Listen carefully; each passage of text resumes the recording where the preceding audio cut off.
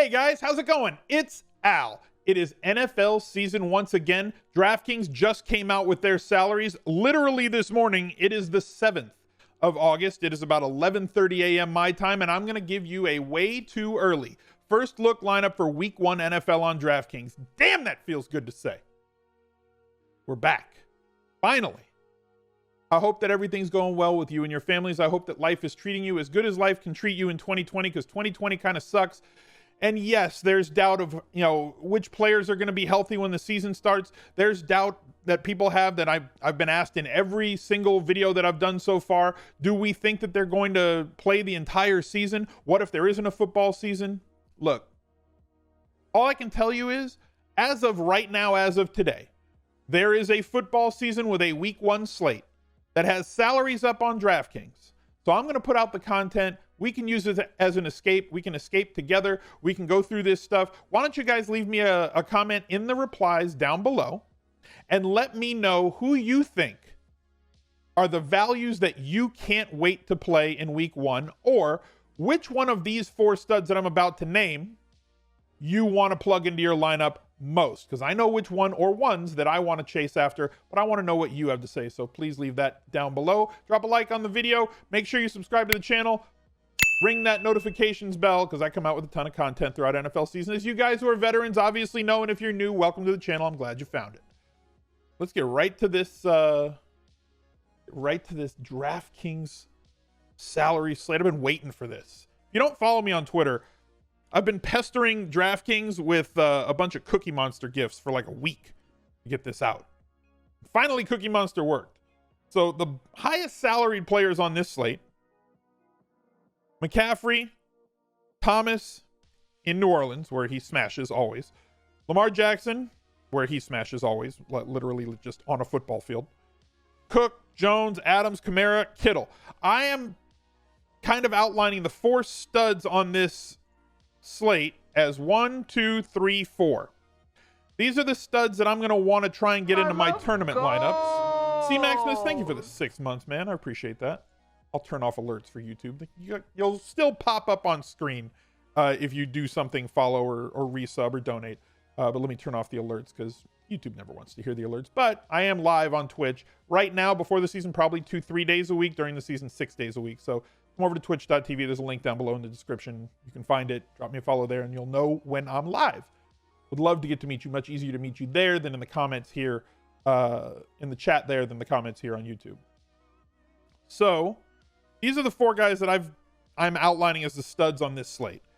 Lamar Jackson, great anywhere. Christian McCaffrey, DraftKings full PPR, great every week. Most of our first look lineups come preloaded with him, and for good reason, especially if there's enough value. And I think there will be enough value in NFL more weeks this year than not. So not playing Christian McCaffrey might be more of a problem this year than it was last year. Even though it was still a problem last year, I think there's going to be too much value because of the COVID situation. Players can be ruled out with a positive test up to 90 minutes before lock, and they don't have to let you know, so you may not be able to plan for it, and the sites aren't going to be able to adjust salaries for that, at least not too much. So there's going to be plenty of backup talent that's available for us to plug in as values, which could lead to more stars and scrubs this year than in years past. Michael Thomas, as I said before, anytime he plays at home, you can just jam him into lineups. You can get a 1K savings versus playing Christian McCaffrey. You look at his home versus away last year, 29 points per game on DraftKings at home versus 19 on the road. 19.9 is great. 28.9 is even better. And he's scoring off against a Tampa Bay team that really does well at stopping the run, but does not do well at stopping anybody on the outside. Y'all know the deal. And George Kittle going up against the team that was our flowchart team from last year, the Arizona Cardinals, priced way up, as we'll see once we get to tight ends, at 7,200. While there may be value that opens up by the time week 1 gets here, by the time it kicks off 5 weeks from now, because I'm obviously recording this way too early, hence the title of the video, chat.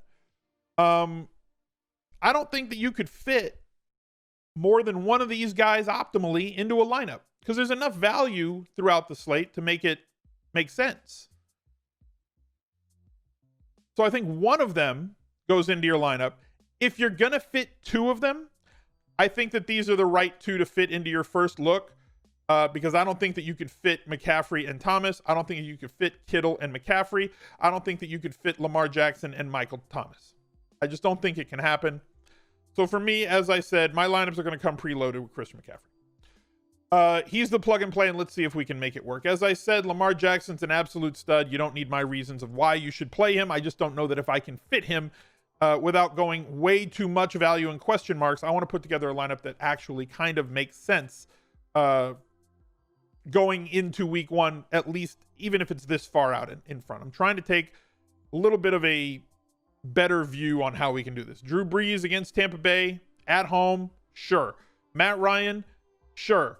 Russ Wilson, you guys know how much I appreciate Russ Wilson and what he can do, and how much I like stacking him with one or two of his targets because of how truncated their route tree or their target tree is. It basically goes to Lockett and Metcalf, and then everybody else gets a little bit of a bite as they go along. The running backs don't take too much of a chunk, so you can easily pair him with one or two of his pass catchers. And Seattle and Atlanta is a game with a total around 50 that has a really close spread and appears it's going to stay that way. So there is a high possibility of this game shooting out with two really efficient offenses with pieces in that offense that we can target together, and with push and pull by playing one that's on the other team. So if you go with like Russ Wilson and Metcalf, or Russ Wilson and Lockett, you can bring it back with Ridley or Julio Jones or Hurst and have a great looking lineup. Drew Brees at home, we mentioned already, same sort of thing, 25 points per game at home, 15 on the road. If you want to go with a tournament lineup that plays him and Thomas, I'm never going to tell you no. Tom Brady at 6,500 against New Orleans is a little bit too scary for me, especially considering that he can't really help you out with his legs. He's going to have 3 touchdowns at this price, which he might have, especially with the weapons that they have in Tampa Bay, and if this game forces them to have to throw it a ton. But like at 6,500, I'd almost rather have Josh Allen than him, with the losses that the Jets have had on their defense, or Carson Wentz, who I think for 200 less has as much possibility to throw for 3 touchdowns or more as Tom Brady does for 200 less, and again has less people that he can throw to. You know that the ball's going to go to Ertz a ton and in the red zone and end zone. And we've got a couple of other guys, one of whom I'm going to be putting into this lineup later. Aaron Rodgers at 6,300. Stafford, I don't really play guys against Chicago, but I do play players against Miami, and I expect Cam Newton to be the starting quarterback. At 6,100, I get the ability to have access to rushing touchdowns. Running for 20 to 40 yards is definitely not out of the question. Throwing for multiple touchdowns, also not out of the question. Very attractive to me at 6,100 is Cam Newton in week one. And then we get down to the kind of the cheapies. And I think that there's some that are actually extremely viable here. If Fitz is the starting QB in week one, which we kind of expect him to be, and with the amount of injuries that they have to the passing core or to the receiving core on that team, you're left with like 2 high volume guys in Parker and Gesicki, and then we might have like a Jakeem Grant that plays because there's other players that are just not there. I will get to Teddy, Frostbite. Chat is reeing at me like there is nothing left. Haskins at 5K I think is an extremely viable value that you can pair. We are also going to talk about Teddy Bridgewater, who is somebody that I think is going to be useful this year. At this price, I don't like him as much as I like Cam. I love this offense. I love that we can pair him with Christian McCaffrey, DJ Moore. You're going to have to be a believer on Curtis Samuel if you think that he is going to be the guy that gets more involved in the slot, getting him more routes out of the backfield, getting him more opportunities on screen passes as opposed to just running 9s all day, because now they signed Robbie Anderson to run 9s all day. So if Samuel is somebody who's more utilized in this offense, great. My issue is the salary. If he was 5,500, I'd be more interested. I like him for tournaments, but if I'm going to go for a higher floor quarterback, I'm probably going to go for Cam Newton with what I know he can do when healthy. And if he is the starting quarterback for week one, he is both of those things. The plus with Bridgewater, especially for tournaments, remember how bad Miami was last year on defense? That's probably going to be Carolina this year on defense, which is very probably going to lead to a lot of shootouts because their defense is not going to be able to stop anybody, and their offense is extremely potent with the pieces that I previously mentioned. And Teddy Bridgewater just needs to deliver the ball because all of them are great after the catch. McCaffrey, DJ Moore, Samuel, and if he can hit Robbie Anderson down the field, there's less yak that he's going to need. He's just going to be behind the defense anyway. So Bridgewater stacks with 1 or 2 players coming back are going to be something that I'm going to hit on for tournaments a lot this year. But as I said, for the purpose of this way too early first look lineup, I'm going with Cam Newton going up against the Miami Dolphins at home in Foxborough. I don't need to pair him with somebody. You can if you want. If you think that N'Keal Harry is too cheap, great. If not, you don't need to. You've never had to pair Cam with a wide receiver for upside, but it could have been done. But it's never a necessary thing. Going up to the top of the charts, as I said, McCaffrey at 10K is already in the lineup. I don't know that I can fit another high dollar running back into this lineup. Dalvin Cook is certainly viable against Green Bay with as many touches as he got last year. But, and there is a but, no, he doesn't have any leverage. He just needs to report to camp and then come in later in the season. He can decide to opt out during this season if he wants. And I don't mean opt out like he's going to sit the whole year, but he can just kind of chill and wait till half the season, kind of like Le'Veon Bell should have done, like Melvin Gordon could have done. If he sits, Madison at 4,200 becomes the value play at running back. Kamara, always fine against Tampa Bay to me because he's not going to be the guy that ever gets you a ton of rushing attempts, right? 7, 8, 11, 14. He's not a 20 carry guy. But when he plays Tampa Bay, there is an elevated possibility for targets for him because how good they do stopping the run. Now, no, they didn't stop him this game in week 11, but they do very good at stuffing the run and force you to pass the ball. So 17 targets in 2 games last year against Tampa Bay is higher than his usual load that he sees. So if you're expecting more usage in the pass game for him, fine. And this red little first tier is going to guide people off of him. I think that his ownership will be lower than it should be in week 1. I'm not saying it's going to be low because it's not going to be like 2%, but it should probably be 20 to 25%. But based on the pricing in week 1 and based on where everything looks like it should go with standard roster construction with the minimal amount of time that I've already spent on these salaries, right? Things can change, obviously. But I don't think that Kamara is going to be anywhere near 20 or 25% owned, which means he's going to be too low, which is going to be very easy to overweight in tournaments. So for me, a fantastic tournament play with a really good floor and always has ceiling upside, as he should trend towards more touchdowns this year with the amount of usage that he got last year. Josh Jacobs at 6,800. I'm more interested in Josh Jacobs than I think the field is. 1, because of the issues with that Carolina defense that I already talked about.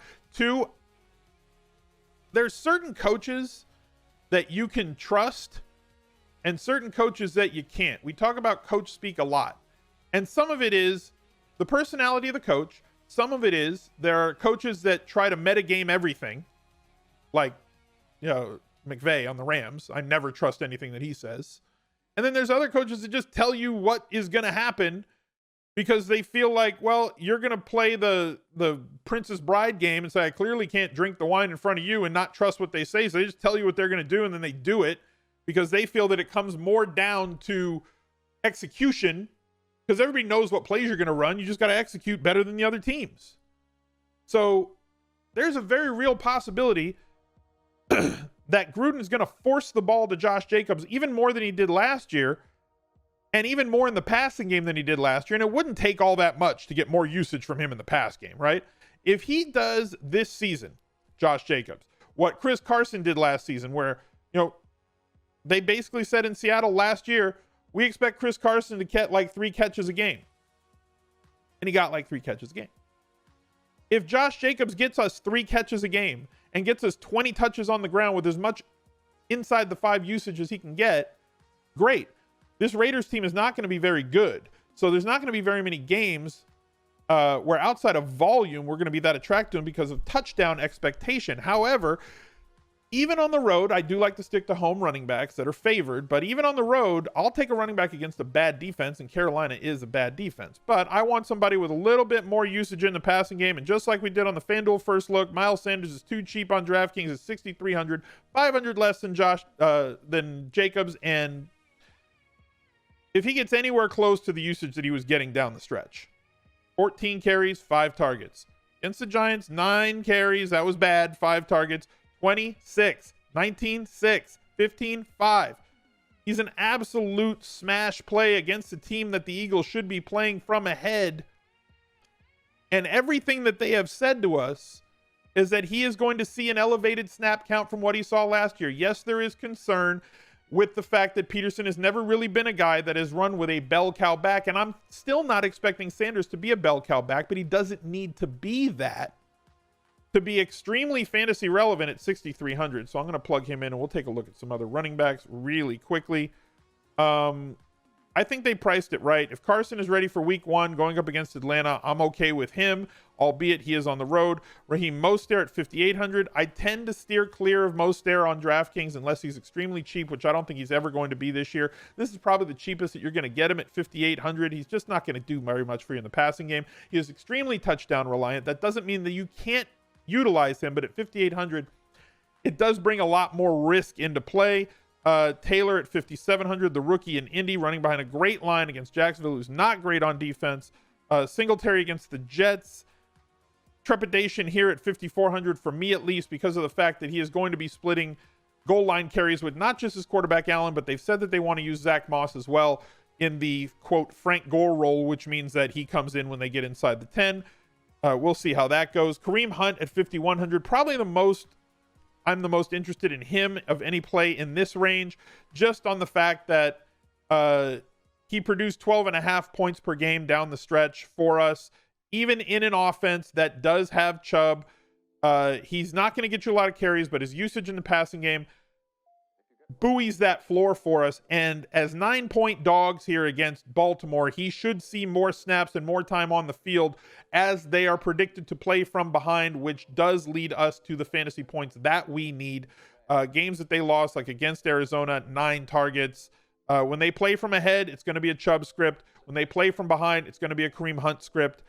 So make your lineups accordingly. In the games that they are massive dogs is where I'm probably going to be targeting Kareem Hunt on those weeks. And at 5,100, I think he's more viable than others. Now, then we get into this range. The thing that's interesting at running back is the floor has typically been 3,000 on DraftKings.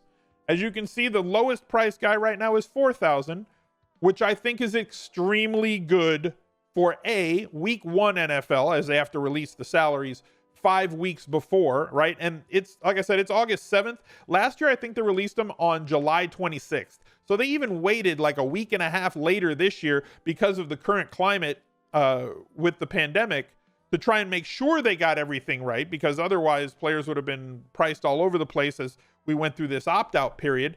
But now that the opt-out period's over and we have 5 weeks before the first week lineups, great. I love that they've elevated the floor at running back to 4K. I hope that stays. I thought that it would be around 4,500 because that doesn't break a slate.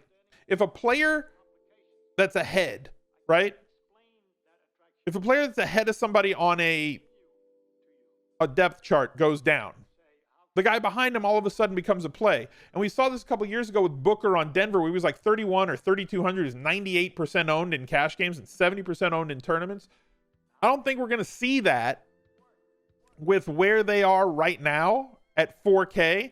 And then the more viable players, the ones that we know are going to have paths to 15 plus touches in a game, the cheapest one is Madison right here at 4,200, who I mentioned before. If Cook is out for week 1, he becomes the value play there. 4,200, fine. It's not 3K, right? That's $1,200 more dollars. Gio Bernard, if Mixon's out, 4,400. Jackson, if Eckler's out, 4,400. Chase Edmonds, if Drake is out. Granted, it's against San Francisco. We're probably not going to jam him in there against San Francisco. But there's no real slate-breaking prices here. Yes, it would open up value. Yes, you could stuff at least 2 of those studs that we talked about at the top of the video if multiples of these guys are there. But it doesn't break the slate. And in week 1, it's always softer. because week 1 is such a promotional week for these sites. They try and get as many people into the tent as possible. They want to make lineup building fun. And I think that they've achieved that without giving themselves the possibility of completely breaking the slate. So moving on to wide receiver. As I said, the crown jewel is Thomas, obviously. If you can fit him, go for it. I can't currently fit him optimally with Christian McCaffrey in the lineup, Julio Jones in a possible shootout. Davante Adams is the one that seems to me to be the one that I would want to target. If I could fit an extra stud level player, it's Davante Adams based on the opportunity that he's going to see. He's just going to get double-digit targets every week because that's what he does, upwards of 10 pretty much every week with the possibility of 15. There's literally nobody else for them to throw the ball to, and he definitely has Aaron Rodgers' trust, and he leads this team in terms of end zone and red zone and inside the 10 targets. For 7,300, I think he's just too cheap. I think he should be in the 8,000 to 8,200 range based on the volume that he gets and DraftKings being full PPR. 7,300 is too cheap. We could go get him. Yes, I know that Lazard is there and the other guy that's opted out. They've left themselves pretty thin at wide receiver. Probably should have drafted one in the first couple of rounds. They didn't do that. It is what it is. If I can fit him, great. If not, whatever. Let's plug something in. I'm going to change something. I'm just going to go for a 2,500 defense because it's a random defense and I don't care who it is. So before y'all start reeing at me, I thought it was a $3,000 defense, Al. Guess what? It's my stream and my video, and I'm making it $2,500 this year. Deal with it. I want to have more money to play with. Leave me alone. And we usually pay down at defense anyway. So this gives us a little more to play with. So I want him there. Chat says Panthers D sucks. What are you doing? Exactly. So I'd love to be able to get up to Adams, but I don't know if we can. I do need at least one value wide receiver. And as I look down on the salary chart, there's one that really pops out to me. And it's Jalen Reagor, with Washington being what they are on the outside and Philly being what they are in the passing game. And Reagor, who I expect as a rookie to play a ton of snaps and get a lot of volume coming his way, just based on the fact there's nobody else there. Yes, Djax is back, but he's not going to be a 10-plus target guy. Ertz is there. He should be a 10-target guy. We know that 5 of those targets are going to go, 5 or 6 of those are going to go to Sanders. There's more targets to be had. They throw the ball 35 to 40 times a game.